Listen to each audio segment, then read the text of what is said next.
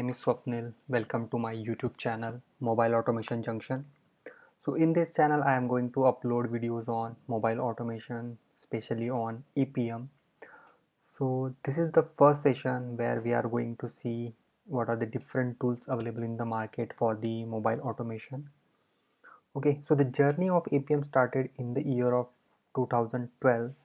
But before that, what are the other automation tool were present at that time? So we will just look into it. So UI Automator, Cylindroid, Robotium, these were the tool present before APM came into the picture. Espresso has been introduced in 2013.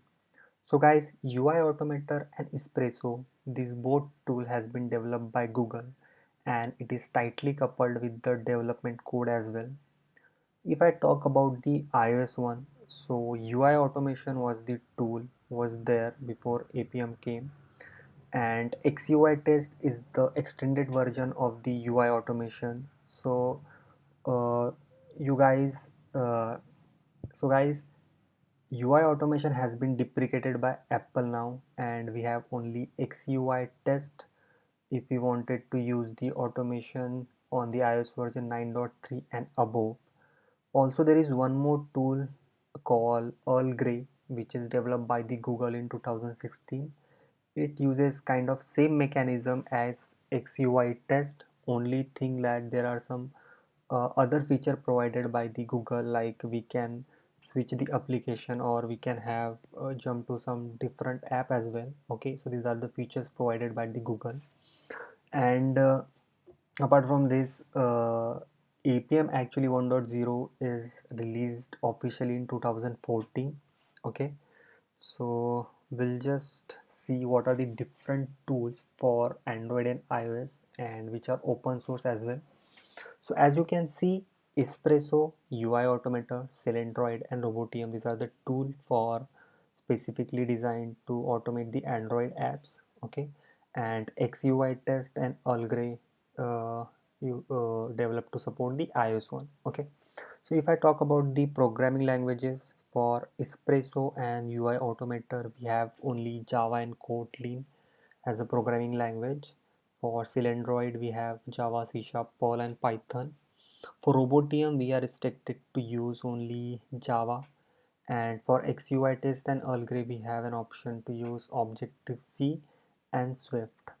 Okay, so guys, all of these tools have their own pros and cons, and if we compare it with the APM, so APM has two major advantages, like it support cross platform. Also it has a variety of languages that the user can pick as a preference one when he is going to start the mobile automation. Okay, so we will also see what are the other tools actually which are cross-platform tools, and some of these are available on cloud as well. So right now APM and Calabash are the only open source tool, which means these are free of cost. Okay, that we can use for both Android and iOS. But even if we compare the APM and Calabash, okay, so you can see like APM support so many languages like Ruby, Python, Java, JavaScript, PHP, and so on. But if we are going to use the Calabash, we have the only option like Ruby and JRuby. Okay, so these are open source, so it will be free. But one more thing again, that the APM support the native, web and hybrid, all three kind of mobile application, where Calabash support only native and hybrid one, so it doesn't support the mobile web applications. Okay, and there are some other cloud uh, tools are there like CTest, Test Complete, Tosca, but these are all the paid tools. So if in order to use this tool, we have to pay much money, guys. Okay, yeah, the advantage is that it provide uh, a very good support object repository, so it takes very less time if you wanted to do the automation of any app. Okay, but again the cost would be very high. If any organizations are ready to provide this much of amount, then yeah, we should be good to go with these tools.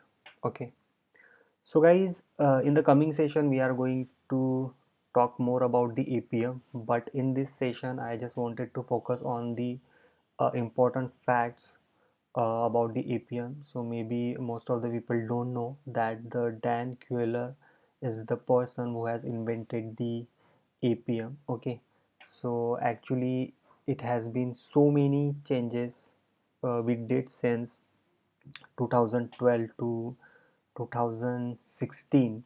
Okay, so initially the APM architecture was developed in the C sharp, then it is converted into the Python, then JavaScript, and again with the new version of JavaScript.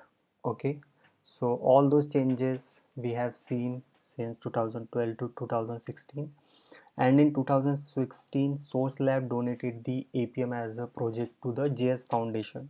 So JS Foundation, guys, it is nothing but the open source community which maintains all the open source framework, and actually they have a large community of developer and the other people who maintained, and it is the responsibility that all these tools which are open source, it should be there in the market as long as possible. Okay, so for your information, guys, the current version of APM is 1.20.0. Okay, which is recently introduced by the APM.